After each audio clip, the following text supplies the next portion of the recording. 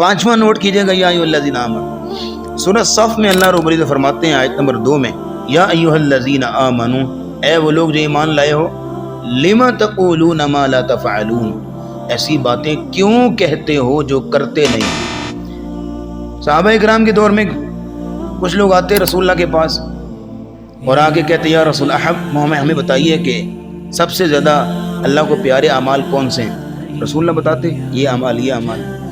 اب کچھ لوگ ایسے تھے، ان میں سے پوچھ تو لیتے تھے کہ سب سے پیارے اعمال کون سے ہیں، لیکن بعد میں کرتے نہیں تھے۔ اس کے علاوہ کئی ایسے لوگ تھے جو جہاد کے بڑے منتظر تھے، جہاد جہاد جہاد، لیکن یہ ہے کہ جب جہاد فرض ہوا تو پھر بیٹھ گئے۔ ہاں، جب جہاد فرض ہوا تو بیٹھ گئے، جہاد کرتے نہیں تھے۔ تو اللہ نے بھی ان دو باتوں سے منع کیا، لم تقولون ما لا تفعلون، ایسی باتیں کیوں کہتے جو کرتے نہیں، تو پہلے کہو نا، اگر کہہ لیں گے تو پھر کرو بھی۔